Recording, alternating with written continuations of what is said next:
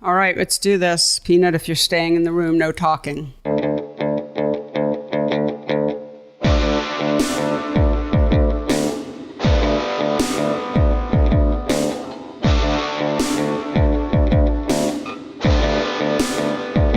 Hello and welcome to the PhotoWork podcast, the talky and touchy-feely version of my book, PhotoWork, 40 Photographers that came out funny on process and practice. Hello, everyone. The accent is on the W.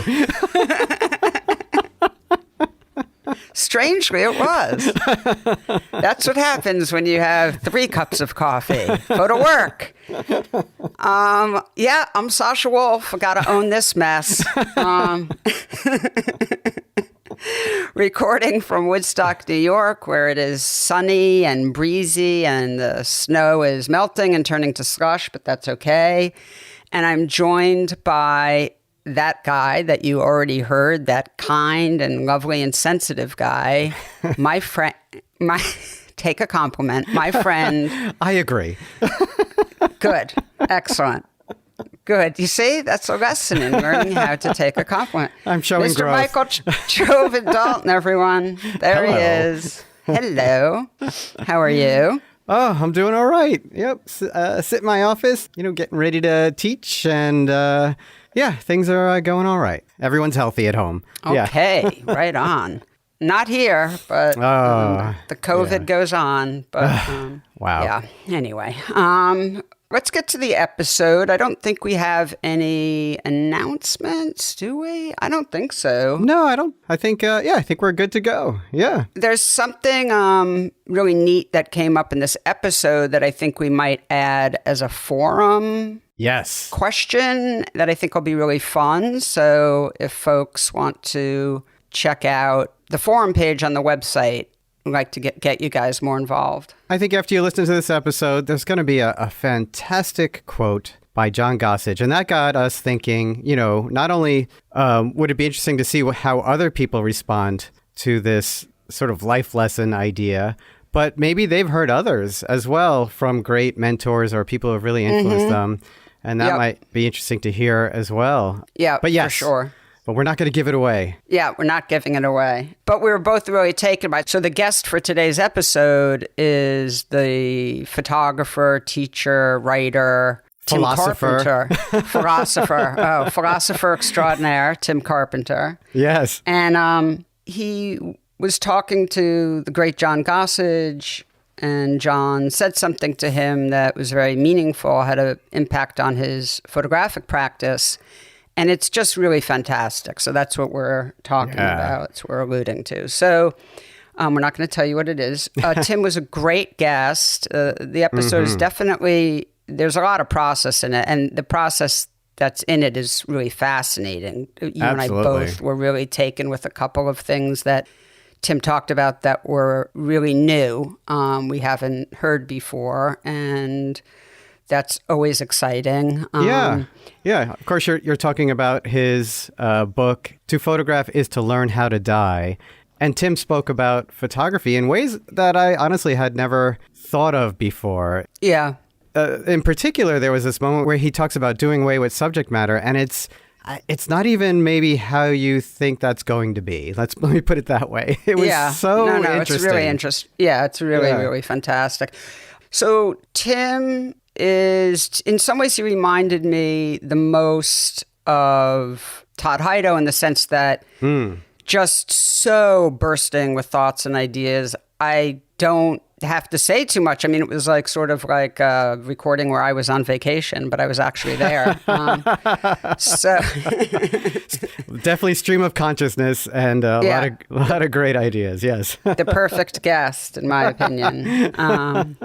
So jaunty. I think I used the word jaunty to describe Todd's episode, and this is a very jaunty episode as well, and packed with nuggets and really interesting stuff. So let's get to it, man. I really loved it, and I thank Tim hugely for being so generous with his incredible brain. So yeah, if you don't mind, Michael, let's get to it. Please take it away. My pleasure, and here is your conversation with Tim Carpenter.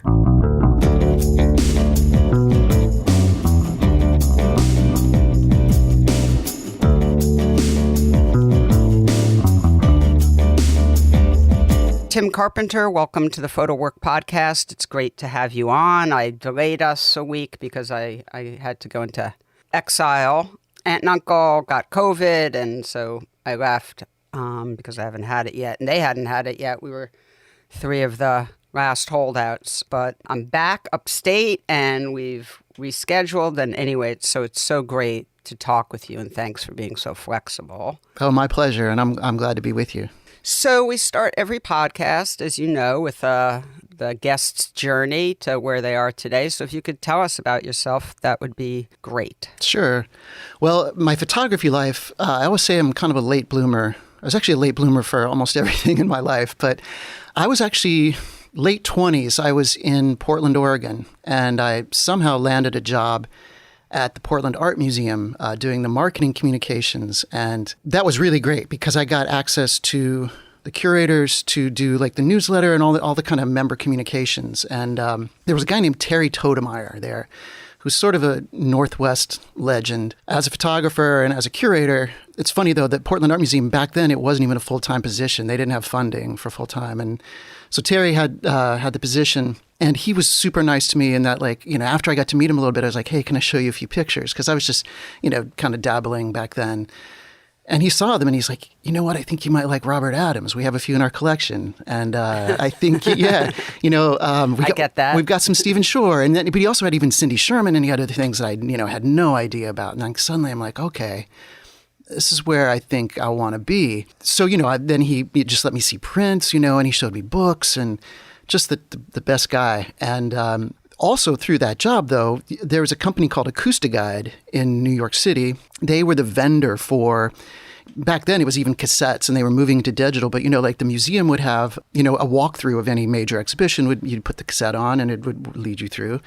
So they were my vendor, and the creative director there, she and I hit it off. She would always be coming out to Portland to do these things. And she's like, hey, what do you think about moving to New York and doing this with me? You know, like writing these things, and you can help with the marketing because we need some of that too. And I was like, you know, I was 30, and I said, you know, like somebody's going to pay me to move to New York and I'll have a job waiting. I was like, this sounds insane not to do it. Pretty sweet. Right. Yeah. So that brought me to Acoustiguide, and where I was like working, you know, with MoMA, the Whitney, the Guggenheim, the Met. I was going like, you know, in the days before the public opening, it's like a final walkthrough. I was seeing all this stuff with the curators alone. I was working with a guy named John Elderfield at MoMA occasionally, you know, like one of the smartest guys I've ever met, used to be the chief curator. So it was like all these brilliant kind of things. And I was seeing a lot, obviously more photography, more art and everything like that. And I started like just making a lot more serious pictures. But the real, like one of the bigger other developmental thing kind of for me was I was starting to do some classes at like ICP. You know, that made sense. And in 2008, early 2008, I took a personal vision course, and it was with a guy called Robert Lyons. And it was one of those like 2 weekends, you know, so like you do crits and you maybe even shoot during the week, and then, you know, some more crits and talk through some things. And he kind of took me aside and he said, in a few years, I'm starting an MFA program at the University of Hartford. And he's like, I think you might be perfect for it. But at this time, like I was like a full-time employee at an advertising marketing agency in New York. You had stability. Yeah, stability. I was management. You know, I was getting bonuses, and like I was like, you know, this is my life. And I, you know, my first, you know, thing was, well, no, I can't go away for a couple of years. And he's like, well, it's, you know, it's going to be a limited residency. You don't have to disappear. All this kind of stuff. And I was like, you know, and also, you know, I'd been to law school back in Portland, Oregon. That's why I moved there. And I was finally out of debt. And I was like, does this sound crazy? I don't know. You know, go back to more school. But he just kept calling, like, you know, once a month or every 6 weeks. And he said, hey, I added Doug Dubois, you know, to the faculty. And Mary Fry has agreed, you know, she was already part of Hartford. She's agreed to be part of this. And then he's like, I got Alex Oath. And I'm like, you know, this is, you're wearing me down pretty good here, Robert. And so then, you know, one day, I know it. I remember this so clearly. I just remember waking up and looking at the ceiling as like, if I don't do this, I'm just going to regret this the whole rest of my life, you know. Mm-hmm. And it wasn't even that I didn't want to teach. That was not why I wanted to get it. I just wanted to see if I could do something better than I was doing. And I was also really open to the thought that it's okay if this does not lead to anything more. At least I'll know, you know, and then I can go back to marketing and, you know, and doing that thing, and that'll be fine. And also the limited residency thing I kind of learned as I got into it the kind of work that I do is like business strategy. It's really boring. It's digital channel strategy specifically. And what it means is you can plug in and out of things pretty easily. It's not like you have to be there like account people in an advertising agency. They have to be like a really consistent presence for a client. I don't. So what I learned is I could freelance when I wasn't in the class sessions. And that gave me a huge, degree of flexibility, to make what I wanted to make, but also support myself. And I think one of the really brilliant things about the Hartford MFA is with this limited residency thing, there was a base in Hartford and they had great facilities and everything, but we would move around to some of the important photography cities in the world. So there were sessions in New York, Berlin, San Francisco. Other classes have had like Tokyo, some other places. So you get to meet gallerists and curators and photographers and painters, and you find out how many different ways there are to make a living and to do what you want to do. It's not, you do not have to be super famous and sell prints. That's one way. You could teach. There's all these other ways. And what I learned, though, is like during this time, I could, work as much as I wanted to and then pour that money into the film and the cameras and all that kind of stuff.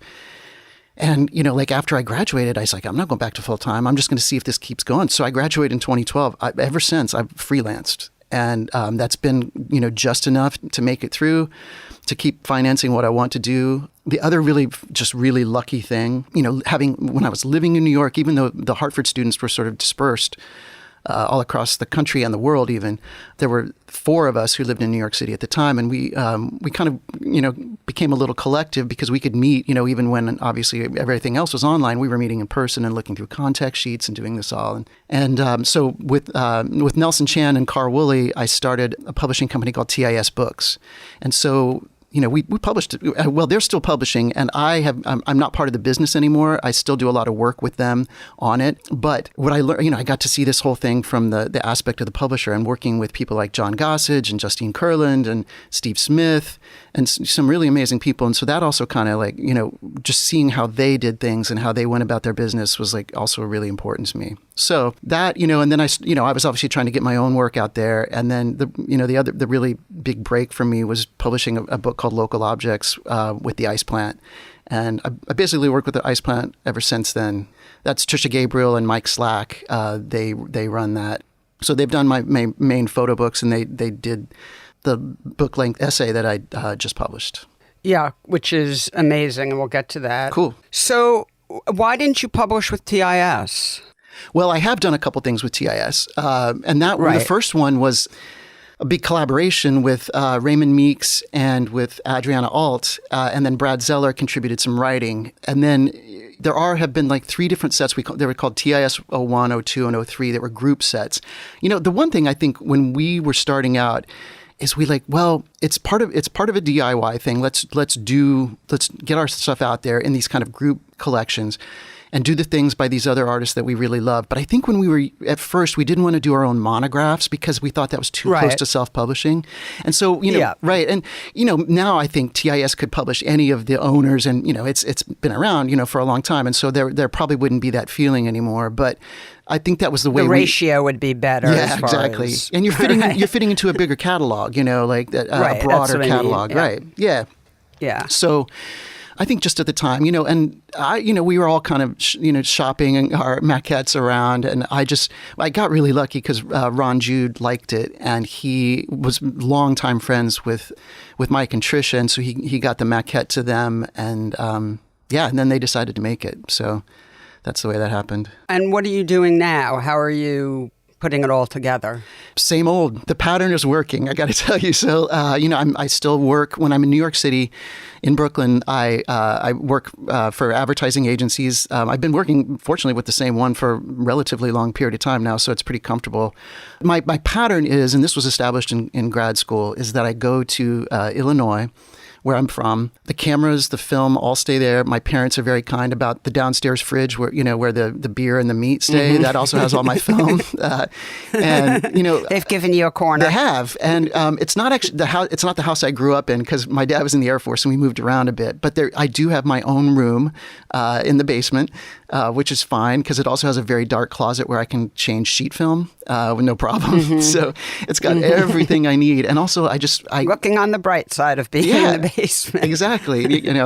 But the great thing is I go there for 2 to 3 week periods, like I said, 5 or 6 times a year. And that's where I do, I photograph and I do a lot of the writing as well. But it's a really great pattern because I don't feel very much pressure, I'm like, I don't have just a few days to make pictures. And if the weather's bad or if there's stuff going on with my nieces and nephews, it's really flexible. And I can, drive around with my dad, because he takes pictures of trains and we drive around, or I walk around with my nieces and nephews. And it's just a really amenable way for me to be very comfortable and have no pressure and, shoot 80 rolls and come back with 50 sheets or whatever, and now I've started using a little digital too. So, thousands of files or whatever. But so that's the pattern, and it's working out really well. I'm working on writing a second book, strangely enough. So that's a big part of what I'm doing right now too. You also work at Penumbra Foundation. That's right. Yeah, that's been a really amazing part of my life. I have to tell you, it's now. Tell people about Penumbra because it's really an amazing. Well, place. Penumbra. I mean, the thing is, I shouldn't be the guy who pitches the whole thing because I don't even know all the breadth of the classes they do. But they really are steeped in a lot of old processes, and they have an amazing library. Mm-hmm. They have just a wealth of classes, not a lot of really great technical classes about, different processes, but also vision classes. But my main involvement with it has been 4 years ago now. Zhenya Fridland, she kind of created what we call the long-term program. So it's a year-long, really book-focused program. And I'm on the faculty of that. So like I said, we're in our 4th year now. We've had amazing groups of students. And really, we kind of joke it's like a compressed MFA in a way. Mm-hmm. But Jenny has really set it up where there's an amazing roster of kind of guest artists who come in and they have challenging sort of assignments for the students. Mm-hmm. Raymond Meeks has been doing it, Terry Weifenbach, people like that level. And like Adam Meeks, who's Ray's son, he's a filmmaker and he tries to impose or, impart some kind of filmmaking lessons, on the students and help them understand that. So we come from a lot of different ways. Brad Zellar also does a class, where he's coming from the writing perspective. So it's year long. We have a lot of one-on-ones. We have group critiques. Like I said, a lot of assignments, and they're really expected at the end to come up with a real, kind of artist book / maquette, and we don't just look at PDFs. They actually make them and we look at video, they really execute the thing. And so I'm just so grateful to be a part of it. And it's, to work that intensely with students for that long has really kind of upped my practice. And also it just kind of kicks my ass all the time and makes me way more inspired to work harder because I see, some 22-year-old, who's retrofitted a bathroom so that they can be developing film, and they're biting in bulk, level of commitment. Oh my gosh, it's so amazing. I really vibe off of it so good. So yeah, no, that's really inspiring. Yeah. I mean, I find, people like you inspiring to me because I do a lot of different things as well. And I think it's not always fully understood, the life of wanting to have many branches on your tree and feeling that they work off each other and that there's a whole sort of synchronicity and that can happen and how exciting that can be. But I also think it's not for everyone. I mean, some people really need sort of a singular focus or that sort of multitasking, so to speak, doesn't work well for them. So it's not for everyone, but I get your sort of vibe and I think it's really neat. Yeah. I really appreciate it. So I want to talk about your work and I want to talk about the book.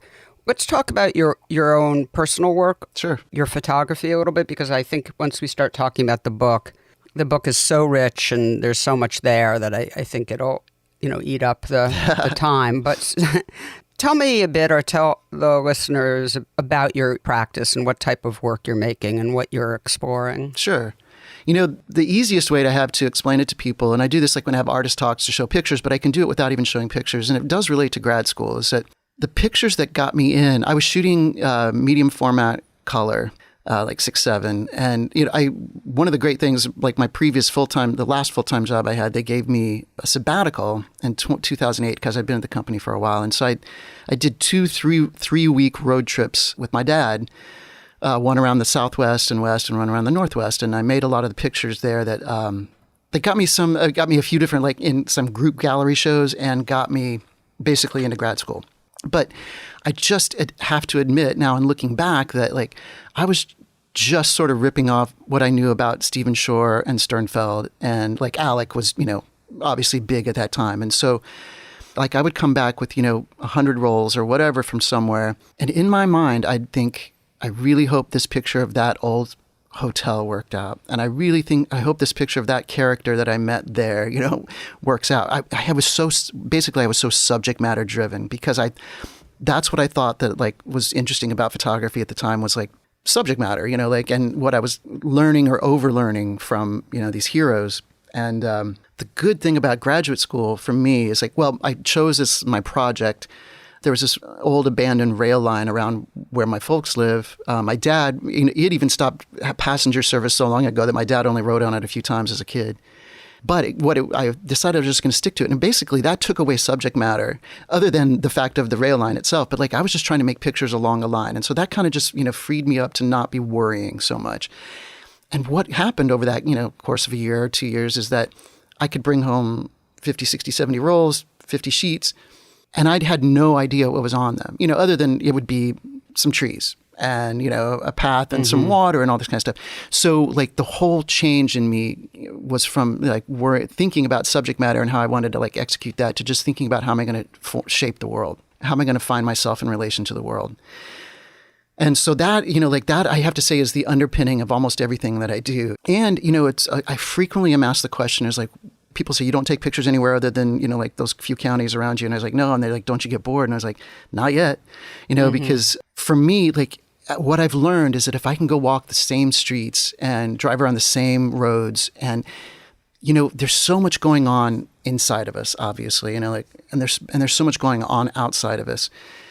All I'm trying to do is like kind of like keep those two poles, in some sort of view and sort of gauge the distance between them. And what I found is that if I can kind of calm down that external, like you're not calming it down entirely. Obviously seasons change, even the light in the day changes. But if I'm kind of looking at the same thing over and over and over, then that calms down a little bit. Also, I get more sensitive to small changes in it. But also then I kind of get to look back on myself more. And think about, okay, what's changing in me? What have I gained and lost? How am I a bigger person? How am I a smaller person? What's going on for me? So that's like, that kind of underpins everything I do. And really the way that I work, part of this whole package is that I see this so much like in MFA students and undergrad students, they kind of have to come up with a project and sort of execute it. And I can't do that. I just have to photograph a lot and then kind of look at it, like, look at the contact sheets and kind of make some PDFs or whatever and look at it and be like, okay, maybe there's an idea coming out of here. And it may have a little bit to do with the subject matter. It may have more to do with the form. It may have to do with the light. Like I'll see an idea and I'll think, okay, well, this might be something fun to explore. The other thing is like sometimes, because I usually shoot handheld generally, and then I'll find an idea where I like, oh, this needs to be my 4x5 on a tripod, so that's another way, so it's basically just kind of exploring, kind of following, whatever I'm thinking of, shooting very generously and not like, editing myself that way, but then kind of really putting the pressure on it, afterwards to say, well, where are some things coming out of this that might be worth pursuing? And that's how kind of really each book has come around, is that I'll just start to see an idea, start to see something about a distance from a thing, start to see something about the quality of the light, or whatever.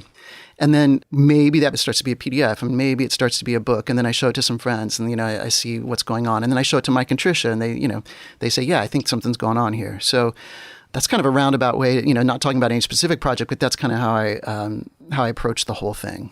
So you're not even thinking about form. You're not even thinking about giving form to something that doesn't have an obvious main subject. Not until later. Not until I get really down to the brass tacks of the book. Right.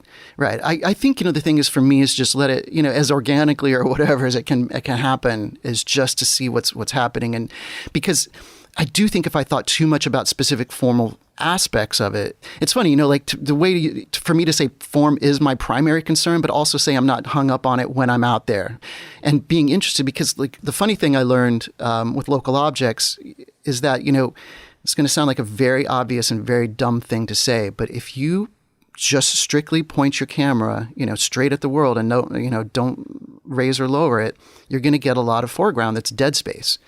And, at first that kind of picture doesn't look so appealing, but I was like, well, why do I keep doing it? I'm telling myself something about this, and I'm telling myself about an emotional displacement and that's manifesting as a physical displacement. And then I started to like them. And, then the other thing is that early on, I was at this event where John Gossage was, and he very kindly looked at the maquette, and he's like, I like what's going on here. So that was like the hugest boost of confidence that like maybe this isn't insane to like have a lot of pictures like this, Oh, that's so helpful. Exactly. Yeah, that's amazing. Yeah.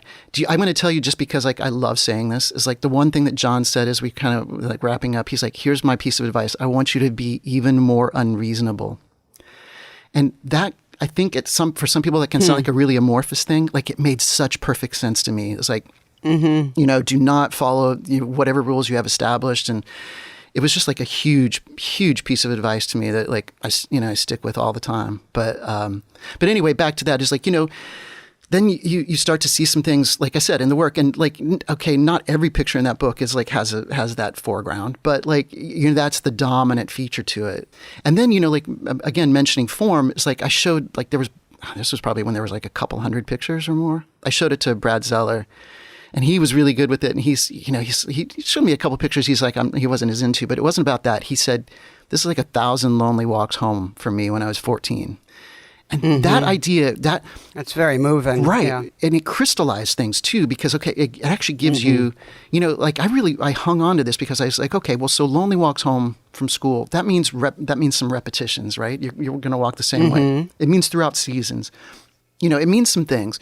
And that kind of actually triggered, because I had the pictures to do it, it actually triggered how the book is structured formally in repetitions, because there are some repetitions, which I call spatial, which are the same, you can see the same subject matter. And then there's repetitions that are temporal, where you actually kind of like, you've moved 5 seconds, through the landscape. So, but things change, but you see them, you see how they change. So anyway, this idea, which seems like just the kernel of an idea, was everything for me, and then suddenly formally it all kind of made sense around there. And I'd say, like, in one way or another, it's probably been something similar to that how, the rest of the books have crystallized around just a quick idea that kind of makes sense for pictures that are, sometimes they're almost all made. Sometimes I'm maybe only halfway through it, and then I kind of work towards finishing that. But at least at some point in there, I kind of got to get a hold of something. So let's just focus for a few minutes on is Christmas Day Bucks Pond Road your most recent? That's the most recent monograph. Yeah, I've done a couple other smaller things since then. Yeah. Right. Let's talk about that, because it's beautiful, and it's just so quiet, and it's so clearly your work. Oh, thank you. Tell people about that project. Yeah, well, again, like, this is something, like, it has to all be kind of figured out in retrospect. Right. And I wrote a little bit about this in the book, but like, there was a time in my life that I don't have to say I was unhappy, but I was like discombobulated somehow. And I wrote about this. I feel that way often. Yeah, no, I think, well, let me just back up a second. I tell this to every student. I was like, we're all broken. We're broken in different ways. And I would really love to figure out, and I think that art and photography are the ways that we kind of piece it together. We don't solve it, but we piece it. And I was like, I would really love to know about your brokenness, and anyway, so, this was a specific kind of brokenness. Like I wrote in the books, someone had left. I didn't realize I didn't want him to leave. And I kind of felt bad about the loss, but also felt mad at myself for like not managing the loss, if that makes any sense. I know we can't manage our losses, but you still felt this way. The thing is, for like 8 months, a year, like, I was just making pictures that I was just like, I kept looking at them, just like, maybe these are too unreasonable in the Gossage sense. So I was like, the distances in them are weird, like the blobs in them are weird, like everything is just off, like. But I was like, well, I don't know what else to do. I just got to keep shooting through this. I don't know what else to do. And like I said, I wasn't miserable, but like, I just wasn't matching what was in my head or my heart to pictures. But so then, I got a little bit of distance from that time. I maybe kind of came out of a little bit. And I was looking back at the contact sheets, and I was making these PDFs, and I was thinking, maybe there's something to be made out of this period of time, and those several months. And then I kind of focused in on. It was like, I went back and counted. There were 14 rolls that I shot on a single walk. So Bucks Pond Road is this road out in the country. My sister has a house off of it. I guess 3 generations ago, we owned most of the farmland around it, but they got sold off in various parcels. But anyway, it's kind of, it has a little bit of history for us. It's just a road. And, I walked it. I surprisingly, I shot that much film in about 90 minutes. And then I thought, well, maybe the book is in there. Right. You know, I'm not sure. And I have to tell you, like, I've had several different people when I do like class talks or stuff, they're like, but wait, you know, you set out to make a book in one day. And I was like, no, I did not think that morning that I'd made a book. I did not think later after I got back home that I'd made a book. I did not think a year after that I'd made a book. You know, like, no. It just sort of emerged that could be the thing from this time, and that it would be all that one thing. So anyway, again, you know, start to mess around with doing a PDF. I made a couple maquettes, you know, and basically it's sequenced as shot with changing a picture or two around in its order to kind of like just, you know, to make it a little bit more coherent, I think. You know, the thing is, again, like looking back on it, I realized there's a few sort of formal patterns. There's patterns in the trees, patterns in the ground that like, I was like, oh, wow, you know, those didn't register at the time, but those can be kind of grounding points for the book. They can be, you know, like places that people kind of make some sense of. Also, I would add if you don't mind, I would add the clouds above the horizon line. Mm-hmm. There's a lot of pictures where the clouds right above the horizon line are sort of semi-solid, and then there's a break with some light coming in. Right, yeah. And then clouds above that. So that feels like not necessarily a device, but certainly an organizing principle. I don't know if you agree with that, but that's something I noticed right away. Listen, my students are going to love hearing you say that because I talk about organizing principles all the time. Oh, good. Home run. Well, the thing is, like, they're mostly invisible to the audience. You know, like after repeated viewings, you're kind of going to get them, you know, like... But, you know, when I'm working with students, I'm working under the hood. We're trying to figure out what are, you know, like classical music, you couldn't listen to a whole symphony without some organizing principles in there. You know, like the theme, the repetition, all these kind of stuff. These are very important to the way we experience a book or anything that we want to have something experienced in time. So I am not embarrassed or ashamed about talking about organizing principles or structures or all this kind of stuff because they have to happen. I don't think they should happen while you're shooting. You shouldn't be worried about that. They're the reflective sort of conscious thing that happens later when you're making the book, of course. But when you work the way you work. Yeah. Right. Exactly. My way. Yes. Right. Yeah. Right. You know, so I was, you know, figuring out that I thought this was pretty cool. I'm going to bring up Gossage again because he saw a maquette of it and he said, you know, he's like, this is great. The only thing I'm just not so into is when there's a single picture on the left-hand side of a spread because he's like, it looks like you're looking backwards.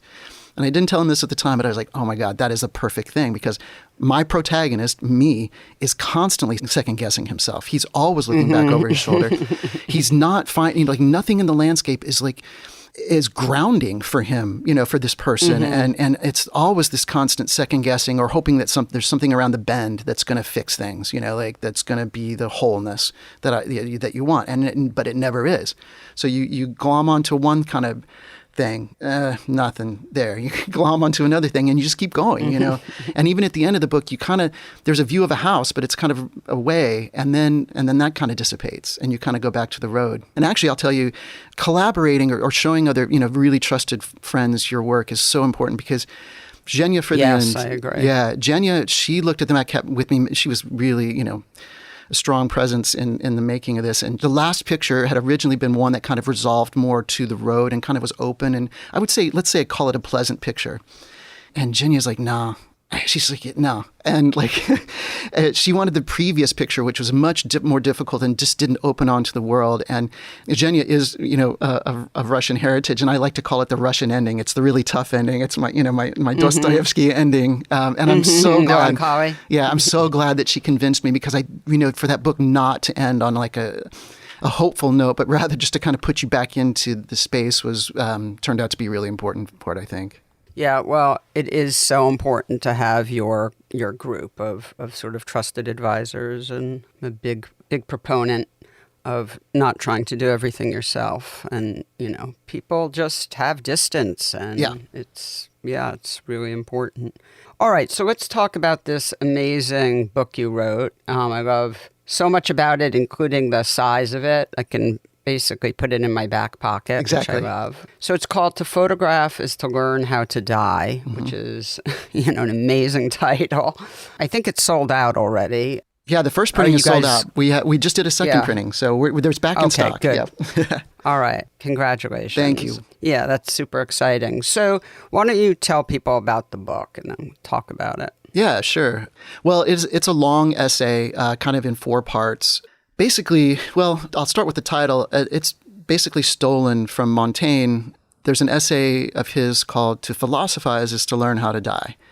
And I read it, 10 years ago, something like that. And I remember just even reading the title, I was like, well, guess what? To photograph is to learn how to die, Montaigne. I think that's what I think. Like it popped it right. And of course, whatever literary, there must be a literary word for photograph and philosophize to, start with the PH sound. But it just popped in my head. And then I read the essay. It's one of his shorter ones. And it's just basically, it's like, philosophizing is just sort of being objective about all your subjectivity. It's kind of getting outside of yourself and it just calms you down. You can stop being so worried about everything. And not be afraid of dying, but just kind of calming down. And so I really like this idea. But then I thought the problem for me is I got to reverse engineer this. I've got my conclusion sort of, but now I got to support this thing, right? So basically, the book is in 4 parts, and the part about photography is not until actually the 3rd section. Because in that working back, I basically I thought, as I outlined it and as I started to understand it, the first section is just about that brokenness that I mentioned earlier that we all, feel. Mm-hmm. And just kind of exploring that. And then the second section is well, why do some of us, but only some of us, decide to make art out of that?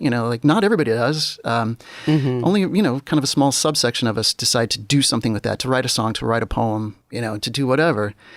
So then that's the second section. So then it's the third section really gets back is where we start to talk about photography specifically being, I think, a really important, obviously it's the most important form of all the art forms to me, even though I love the rest of them, and what the difference is, what a camera, what this machine does different from all the other art forms that I've been talking about.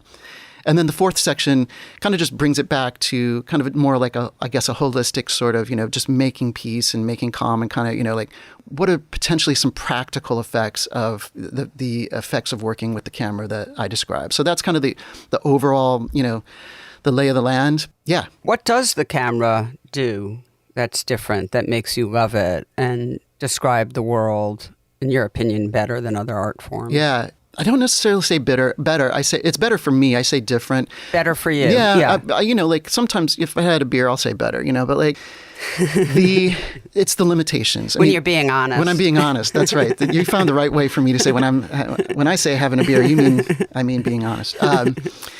It's the limitations that, and this is a big part of the book is talking about the limitations. Is as much as I love writing and I love drawing and I love listening to music and all these other kind of things, the poet, the painter is not bound by the world in the same way that the photographer is. And, that's great. That's our culture. That is everything that's valuable to me is the ability, we can imagine ourselves forward and backward in time, and we can imagine ourselves to other places. That's great. Our dear old body with a camera is not able to do any of those things. It is in the here and the now. And to make a different picture, you got to move your feet. Or you got to, kneel down, or wait for the light to change. It's the world that's dominating photography, and not the artist dominating the world. And that's the really important difference to me, because it's the acceptance that's in there, sort of the humility that's in there. We have a lot of things at our disposal to make of the world. The camera is really quite a complex machine, this is news to no one, but our ability to create relationships that never actually existed in the real world. First of all, we frame it, we flatten it, or we add depth to it. We can even have time in it, depending on the length of our exposure. Mm-hmm. We can do a lot to it, but still, the world is not going to change for us, and it's not going to do what we want. We can't move a tree. Obviously, this is accepting kind of a lot of digital stuff and all that, but in our kind of plain, straightforward, generally film photography, the only way to change relationships is for you to change your body's relationship to the world. And that is just not true of any other medium. That's the thing that really interests me. I think it just, I say in the book, it teaches humility. And then strangely enough, the flip side of this that comes around from it is I think there's actually a real freedom. And that is the freedom of, not being afraid of dying, not being afraid of your limitations, that you can actually work so fruitfully within these limitations, and that can kind of get you to calm down in the rest of your life. And that's kind of the conclusion I came to. You also, by the way, let's just describe it a bit more for folks, because you're obviously very erudite. You quote a lot of amazing thinkers, from Montaigne, as you mentioned, to one of my favorite fellows, Ralph Waldo Emerson. Mm-hmm. Wallace Stevens is clearly important writer for you. I mean, there's, Flannery O'Connor, et cetera, et cetera. What made you want to include so much writing by other people? Yeah. I mean, I assume, in some ways it's sort of backing up. You use these people to back up your thesis, but in other ways, there's incredible richness to that. Yeah. But how do you think about it? No, right. Thanks for saying that. Because, it's funny to use the word researching this, because I wasn't researching it. I was just kind of reading everything I was reading, and I was keeping notes and everything. But what I realized, and what I'm realizing now as I write a second book, is that there's a lot of things that we take in, that we assimilate, that become part of us, and and we're able to kind of restate them. In fact, make them our own, and that that's the bulk of the book. That's what I've done. But then there's these things that are just irreducible, just some sort of insight that I'll try to assimilate it, but it's still stubbornly itself, and it doesn't want to give itself up to me.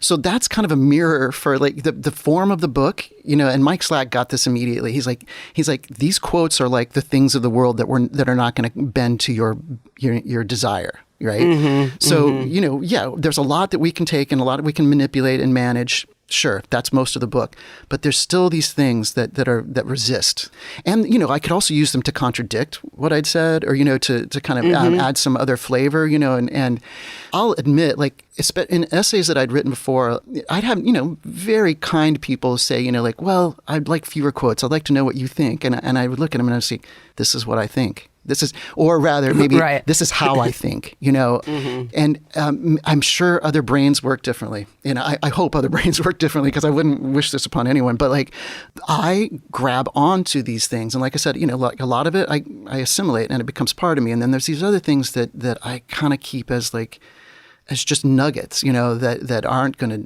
gonna bend to my will, and that I kind of want to use them that way. And so I'm going to tell you, though, in the first draft, there were probably 3 times as many of those. But Mike and I got rid of them. What I also learned is you just overwrite, and the same thing's true with you over photograph, right? You make a ton of contact sheets and you get, Yeah, right? no. Yeah. You write the way you photograph, yeah. Yeah. So, you overwrite, and then, you just keep peeling back. Is this really do the thing you want it to do? And then you're just putting that sort of objective pressure outside of just subjectively loving what that person said. I almost think of it like collective epiphanies. Yeah. We could go down the path of Jung, or anyone who's, talks about collective thinking or consciousness. But to me, it's like you have these epiphanies and you talk about them, and then there are these quotes, and it's like, yeah, Wallace Stevens had that epiphany, and Montaigne had that epiphany. And it's almost like reaching certain inevitable conclusions about life that other people have reached at different times, like historically. And that creates a thread of, I think, sort of mature and honest and rich thinking that I found in reading the book very almost comforting. Does that make sense? Oh, it does. I mean, the comfort is in, I think I wrote about this, is there's comfort in kind of knowing that you're not crazy. You're not in your own bubble of a world that other right. that other That's people. That's what I'm saying. Right, yeah. Yeah. And when I first read the David Foster Wallace essays years ago in Harper's, I was a little creeped out, but I was like, this guy, his brain is working in the same way as I. And I don't mean that I'm as smart as he is, but the fracturing of it and the constant backwards and forwards and the footnoting yourself, and all this kind of stuff. I was like, it just made me feel less strange in my own brain, that somebody else was doing this. And I mentioned this. I think this is why we respond to photographs, is because the maker was in the world with her or his machine. When we see the photograph, we're like, that person found a place on the world that made sense. And they're showing you that occasionally, most of our lives is confusing and chaotic, but occasionally there's this moment of clarity and of cohesion. And that's a really remarkable thing. And I think the photograph also shows how fleeting it is, because we know that was just a fraction of a second, but and that's the consternating, or, the frustratingly beautiful thing about photographs is that, we just, that moment is so fleeting and so furtive. And I think that's why we have the people who do love photographs. I think that's why we are impacted by them. So, what's the next book? Can you say anything about it yet? Sure. Yeah. It's I don't know what it is yet. I do know the arc of it, but it actually pulls off from a couple ideas. Strangely enough, and I'm going to get over my head here real quick, so I'm not going to. But I got into like reading about literary theory and specifically about language theory a couple winters ago. It would have been the long COVID winter after I'd first finished the draft of the book, the current book. And, I've always heard this phrase, people say, photography is a language. And I was like, oh, I'm not sure about that. But yeah, sure, that sounds nice. It's a good metaphor, at least, But once I got into language theory, I was like, guess what? No, photography has actually some very special things to say about it that is not part of what we call a sign system or a semiotic system.